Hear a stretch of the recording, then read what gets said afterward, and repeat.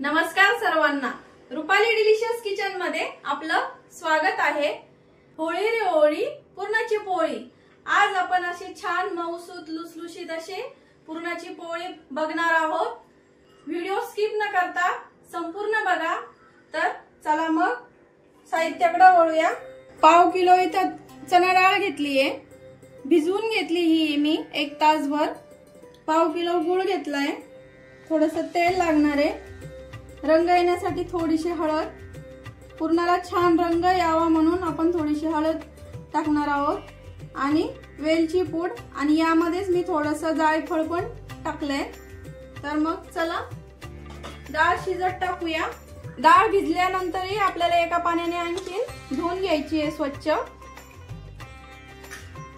Cooker मध्ये मी डाळ काढून घेतली आहे। आता यामध्ये आपल्याला पाव चमचालाही कमी हळद टाकायची आहे आणि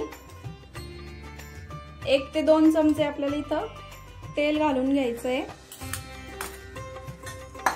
हा ग्लास माझा बरोबर पाव किलोचा आहे। तर यामध्ये आपल्याला 1 2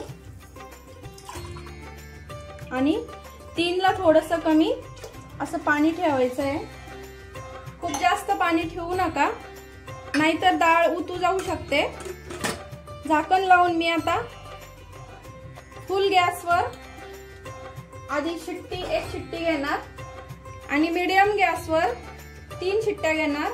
डाळ भिजवून घेतल्यामुळं डाळ पटकन शिजते।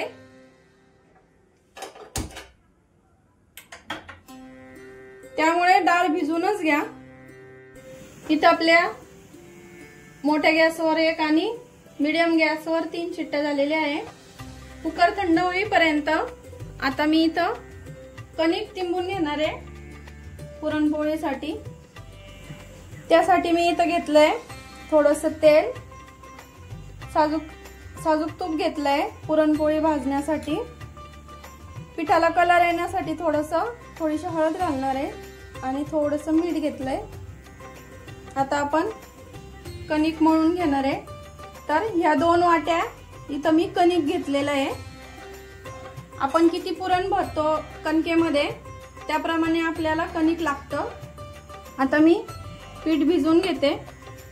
इथं थोडीशी आपल्याला अगदी पाव चमचालाही कमी हळद घालायची आहे इथं आणि थोडंसं मीठ घालायचं कणकेत। आता मी पीठ भिजवून घेते छान। कणिक छान मळून झाली आपली आता इथं। आता ही थोडीशी रेस्ट साठी ठेवणार आहे आपण थोडा वेळ, आणि थोडंसं अर्धा तास तरी ठेवायची कणिक, म्हणजे छान मऊ होते। थोडंसं तेल लावून ठेवायची, म्हणजे तिच्यावर असा कडक असा पापुद्रा येत नाही कणकेवरती। आता मी हे झाकण अर्ध्या तासासाठी झाकून ठेवते। तोपर्यंत आपली कणिक छान भिजेल आणि कुकर थंड झाला की डाळीला पण चटका देऊन घ्यायचा आहे आपल्याला। कुकर थंड झालंय आपलं। बघूया डाळ कशी शिजली आहे। बघा डाळ किती छान शिजली आहे। अशी ह्याच प्रकारे शिजली पाहिजे डाळ। आता आपण एका चाळणीतनं तिचा हा जो कट आहे तो काढून घेणार आहे।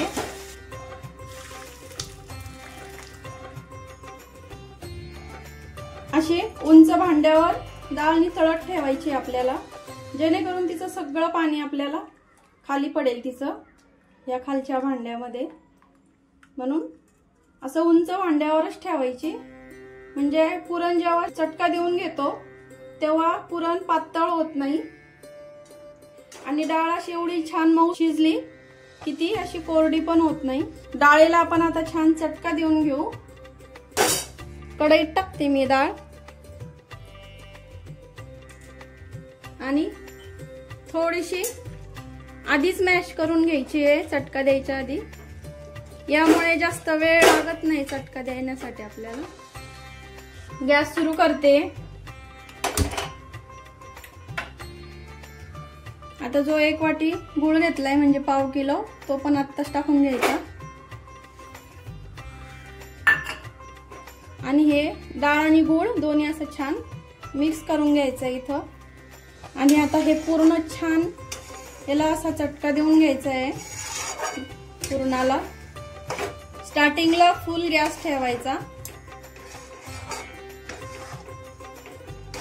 आता गूळ थोडासा पातळ व्हायला लागलाय, थोडंसं पाणी व्हायला लागलंय गुळाचं, पण घाबरून नाही जायचं।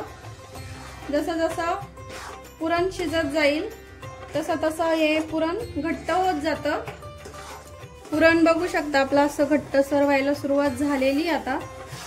आणि आपण ज्यामध्ये पुरण शिजवतोय त्यावर ठेवण्यासाठी एक झाकण ठेवायचं आहे, कारण पुरण पातळ असताना त्या अंगावर उडू शकतं। मी आधी सांगायला विसरले तुम्हाला। पुरण आपलं आता छान घट्टसर झालंय। आता यामध्ये मी आपली जी करून घेतलेली वेलची पूड आणि थोडंसं जे जायफळ घेतलंय ते टाकून घेते मी इथं। पुरणाला छान चटका देऊन झालाय आता।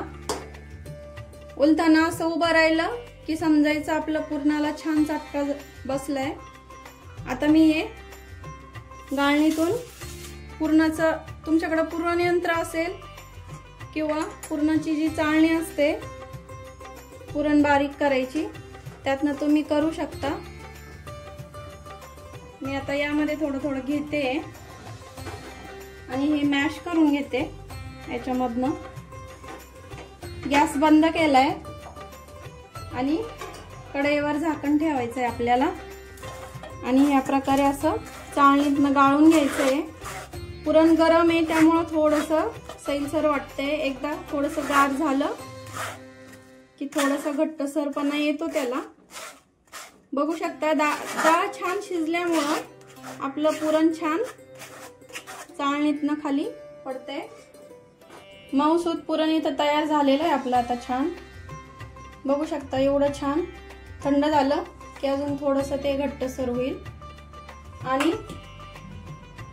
कणिक पण आपलं छान भिजलंय। 1 चमचा भर तेल टाकून मी आता छान मळून घेते। तुम्हाला थोडं घट्टसर वाटत असेल तर थोडासा पाण्याचा हात आणि थोडंसं तेल टाकून आपण छान मळून घ्यायचंय ते। 2 ते 3 चमचे तेल टाकून आपल्याला छान मळून घ्यायचंय।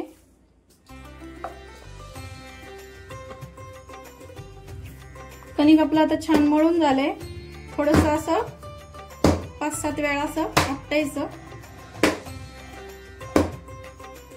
त्यामुळे पीठ खूप छान मऊ होतं। आणि थोडंसं तेल टाकून आणखीन एकदा असा एक गोळा तयार करून घ्यायचा।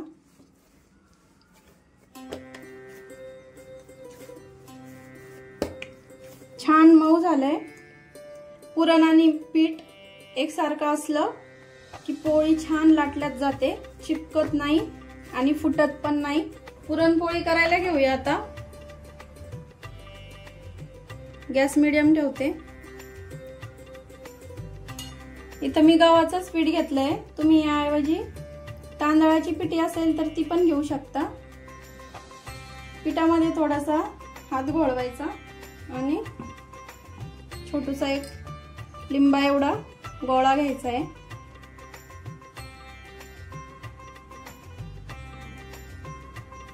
तुम्हाला किती मोठी पोळी हवी आहे त्याप्रमाणे तुम्ही कणकेचा गोळा घेऊ शकता। गोळा आता थोडासा पिठामध्ये घोळून घेते आणि असं ह्या प्रकारे आपल्याला कढईने एकदम असं पातळ करत जायचं आहे। मध्ये तसंच जाड ठेवायचं म्हणजे आपली पोळी फुटणार नाही लाटताना। गोळा असा छान तयार झाला की पिठा एवढाच पुन्हा आपल्याला पुरणाचा गोळा घ्यायचा आहे किंवा त्यापेक्षा थोडंसं जास्त घेतलं तरी चालेल। छान तयार करून घ्यायचा आणि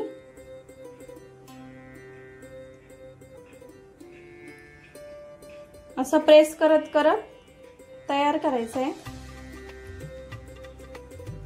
असं करत करत असं आपल्याला असं याचं तोंड असं मिळवून घ्यायचंय। थोडंसं पिठाचा हात घेते आणि थोडंसं वरचं जे एक्स्ट्राचं जे पीठ आहे ते काढून घ्यायचं। खूप जास्त पीठ ठेवायचं नाही आणि थोडंसं पिठामध्ये घोळून घ्यायचं आणि पोळपाटावर थोडंसं असं थापत जायचा, जेणेकरून पुरणपोळीच्या अशा कडेपर्यंत पूर्ण पुरण पसरत जाईल। थोडंसं पीठ लावते, खूप जास्त पीठ लावू नका। आणि अलगद हाताने आपल्याला हे असं लाटून घ्यायचंय। 2 बोटांमध्ये लाटणं धरायचं आणि लाटायचं। पुरणपोळी ही कडेनीच लाटायची, मध्ये लाटायची नाही।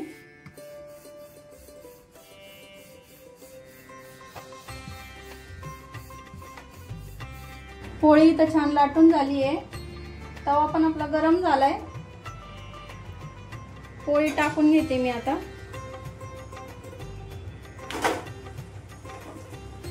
गॅस फुल करायचा आहे, कमी गॅसवर पोळी भाजायची नाही, मीडियम गॅसवरच पोळी भाजायची आहे। कमी गॅसवर पोळी भाजली की पोळी वातूड होते। पोळीला थोडे बबल यायला लागले की आपल्याला पोळी पलटून घ्यायची आहे।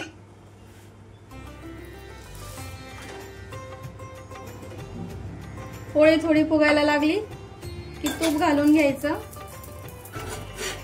आणि पोळी पलटून घ्यायची आहे आपल्याला। इथं बघू शकता किती टम्म फुगली आहे आणि वरच्या साईडनी पण तूप घालून घ्यायचंय।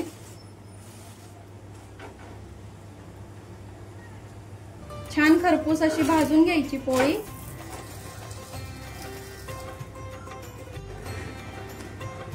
छान भाजली आहे आपली पोळी।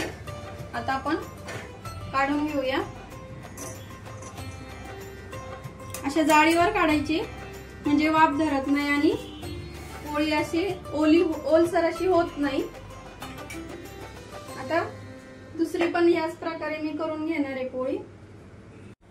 आता मी सर्व पोळ्या अशाच करून घेते आणि सर्व करते।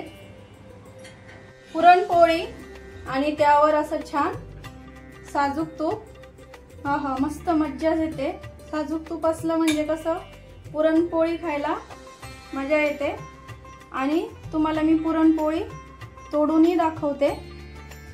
बघू शकता पुरण असं सगळं कडेपर्यंत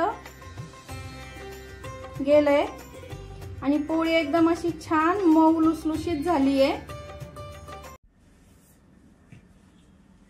माझी रेसिपी नक्की ट्राय करा आणि पुरणपोळी कशी झाली ते कमेंट मध्ये नक्की सांगा। माझा व्हिडिओ आवडला असेल तर लाईक करा, शेअर करा, सबस्क्राइब करा आणि कमेंट करायला विसरू नका। सबस्क्राइबच्या शेजारी जे बेल आयकॉनचं बटन असतं ते प्रेस करा, म्हणजे तुम्हाला माझ्या व्हिडिओचे नोटिफिकेशन लगेच येतील। आणि माझी रेसिपी नक्की ट्राय करा, कारण घरचं जेवण हे खरंच स्वादिष्ट असतं। आणि अशाच चमचमीत, झणझणीत, गोड, आंबट, तिखट रेसिपींसोबत पुन्हा भेटूया। तोपर्यंत बाय बाय।